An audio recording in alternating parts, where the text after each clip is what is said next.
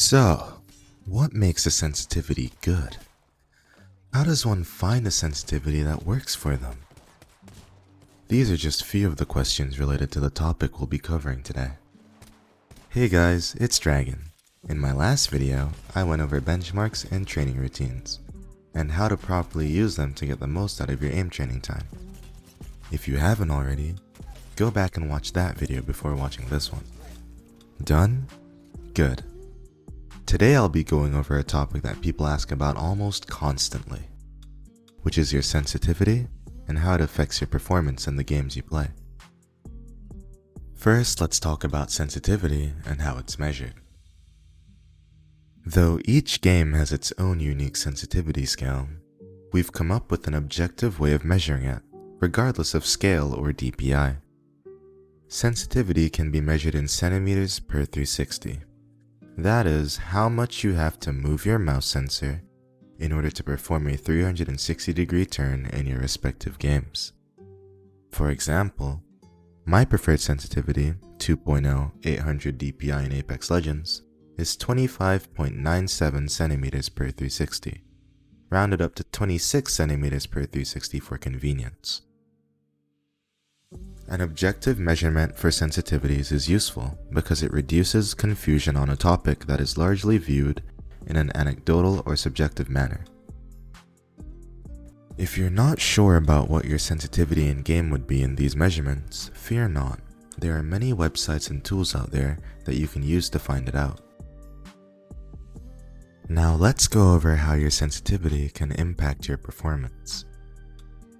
Though many people will tell you that your sensitivity in your game of choice is simply preference, this is not the case.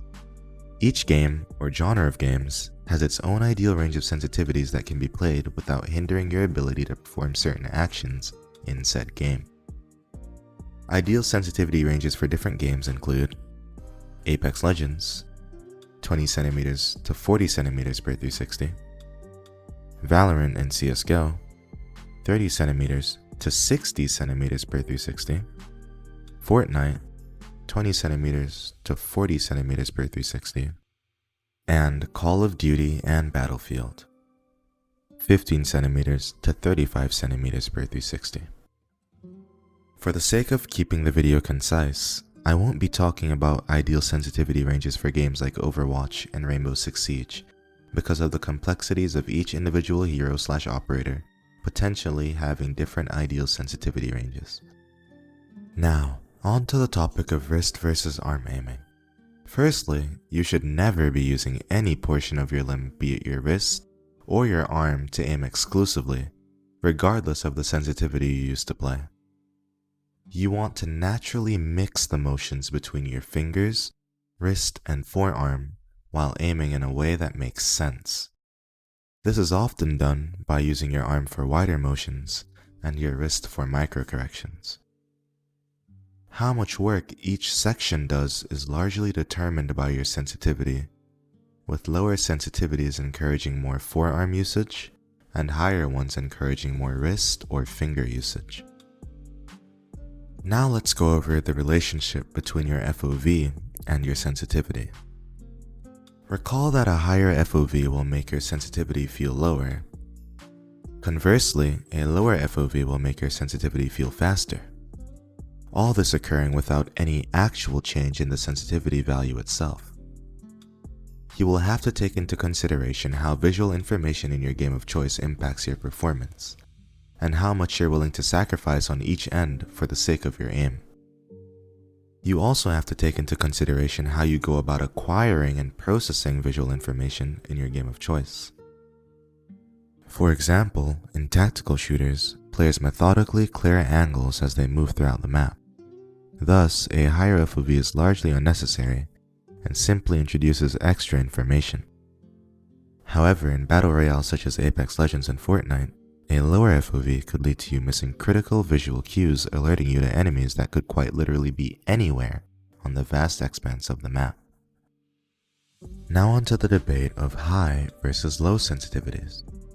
Firstly, there are advantages and disadvantages that are made more apparent the further you go along each spectrum. The higher your sensitivity, the more apparent your lack of smoothness is. However, a lower sensitivity will not eliminate your shakiness. It will only lessen its impact on your crosshair movements. It is up to you as a player to consider how proficient you are at mouse control when choosing a sensitivity, leveraging it appropriately to gain any advantages it may provide in your chosen game. So how does one go about finding the sensitivity that works for them? Firstly, a so-called perfect sensitivity does not exist. Each player is unique, and thus you will not see the same results playing on the same sensitivity as someone else, even if you are at the same rank or skill level. Similar results perhaps, but not the same. Consequently, do not expect to simply copy the settings of a professional and expect to perform well. You should be fine-tuning your settings for your own needs, as these professionals did for their needs. This may seem like an oversimplification, but in the end, you want to play on a sensitivity that makes sense for the kind of game you play. Slower paced games with low TTKs like Valorant reward good crosshair placement and positioning. Any aiming you do will be correctional motions when you've gone wrong with these two aspects. You won't be needing to do 360-degree turns often, if at all, due to the proper method of clearing angles throughout the map. Thus, people who play these games at a high level tend to play at lower sensitivities, which allow them to comfortably 180 and make precise movements across both large and small angles. Games that are faster paced with higher TTKs, such as Apex Legends, require players to be able to make 360-degree turns fairly often, as well as track fast-moving targets for extended periods of time. Thus, a sensitivity that is on the lower end can prove to be a hindrance. However, a sensitivity that is too high will make aiming harder as well. Finding a balance for yourself as a player is key. Fast-paced games with relatively low TTKs such as Call of Duty and Battlefield are more forgiving of the shakiness a higher sensitivity might reveal in some people's aim. Thus, you can get away with playing on higher sensitivities in hopes of hitting those snappy target switching clips. Now onto another hot topic, the misnomer of muscle memory. The term muscle memory is a misnomer that is used to describe things like motor memory. In essence, strengthening neural pathways associated with completing a familiar motion, which in turn improves one's proficiency in a given task. This theme can be commonly observed in sports such as basketball, where the most prolific shooters can drain long-distance shots with their eyes closed, provided they're given a chance to see where the rim is first. However, in aiming, it's not so cut and dry. There are far more variables to consider, which makes any form of true repetition practically impossible. From the glide and friction of your mousepad being different at times, to how games scale sensitivities across scope levels, there is simply too much variance. This even applies to games like CSGO and Valorant. There is a harmful misconception that if one does not stick to their chosen sensitivity, they will harm or lose their ability to aim. However, there is a lot of evidence within the community of players who can change their sensitivity from one side of the spectrum to the other, or even use sensitivity randomizers with no long-term penalty to their aim. People are quick to underestimate just how adaptable the human body is.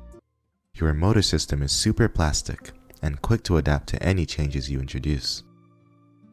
There are studies which support our ability to adapt to changes in sensitivity, which I'll link in the description below if you're interested in further readings. It has been proven that changing your sensitivity is actually helpful and allows you to get used to aiming with other areas of your arm to provide you with a more solid grasp of the fundamental concepts of aiming. However, constantly changing your sensitivity because of your own poor performance can be detrimental, as it traps you in a perpetual state of overanalysis paralysis. With that being said, a new sensitivity can be a means of overcoming plateaus as it offers you a new platform to improve from. And that's about it. I won't lie, this video wasn't the easiest to make. This is a topic that I could quite possibly talk about forever due to how nuanced it is. With all that being said, I hope that you guys found it helpful and that it answered any questions and eliminated any fears you may have had. Once again, I'd appreciate any constructive criticism on things I could have done better or been more clear about. Feel free to ask me any questions you may have in my Twitch chat, the comments below, or my Discord server, all of which shall be linked in the description below. After my next video, the order of the videos I make will depend on feedback that I'll be gathering from you guys across different platforms. Thanks for watching, and I'll see you next time.